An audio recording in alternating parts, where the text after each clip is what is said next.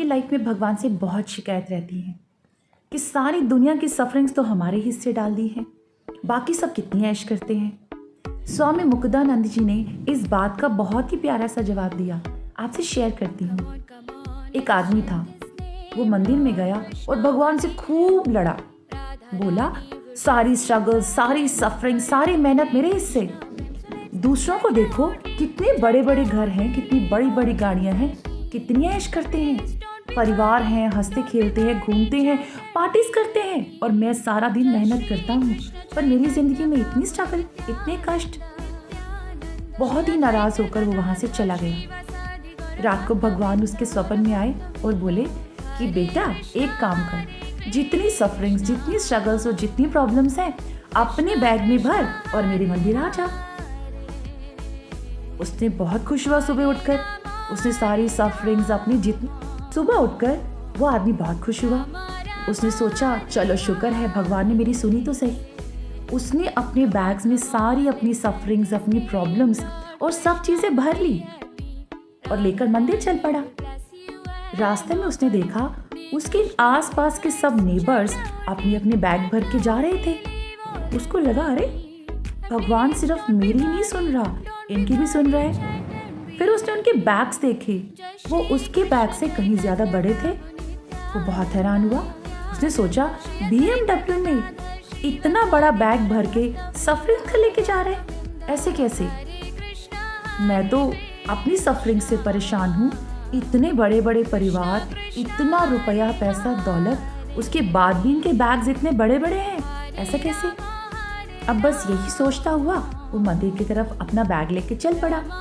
वहां उसने देखा बहुत भीड़ जमा थी। सब लोग अपनी सफरिंग्स, प्रॉब्लम्स के बैग, बोरे लेकर खड़े हुए थे। वो बड़ा हैरान हुआ। उसने सोचा कि अरे, ये सब लोग भी दुखी हैं, ऐसा कैसे? तभी भगवान वहां पर आए। उन्होंने एक बहुत बड़ी दीवार की तरफ इशारा किया जहां बहुत सारे कील लगे थे। उन्होंने हर किसी से कहा कि जाओ और अपनी सफरिंग्स का बैग वहां पे टांग दो और आप लोग भी खड़े हो जाओ। अब वो आदमी भी वहां पर खड़ा हो गया, अपना बैग टांग लिया।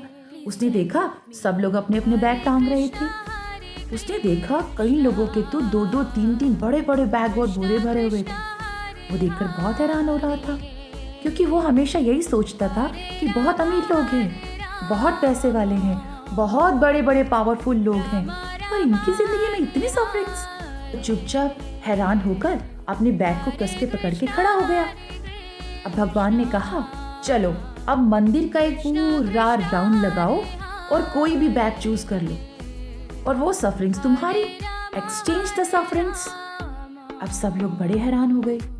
अब सब लोग सोचने लगे कि कुछ गड़बड़ ना हो जाए, ऐसा ना हो कि मुझे तो सिर्फ हेडेक है और मैं कोई ऐसा बैग चूज कर लूं जिस इंसान को ब्रेन ट्यूमर हो। ऐसा सोचने लगे कि अभी इतनी भयंकर बीमारियां चल रही हैं, मेरे घर में तो सबको सिर्फ हल्का हल्का फीवर है, कहीं कोई बैग ऐसा चूज कर लूं जिस परिवार में कोरोना हो। अब सब लोग यही सोचने लगे कि कहीं मैं किसी और की ज्यादा सफरिंग्स का बैग ना चूज कर लूं। तो अंत में जानते हैं क्या हुआ? हर इंसान अपना अपना बैग लेके चलता बना। अब वो आदमी समझ गया अपने उस सवाल का उत्तर और उसने भगवान से क्षमा मांगी। नानक दुखिया सब संसार।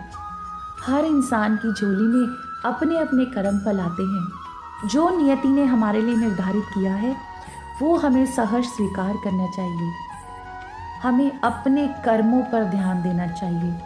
अगर हमारे कर्म अच्छे हैं तो हमारे साथ भविष्य में अच्छा ही होगा।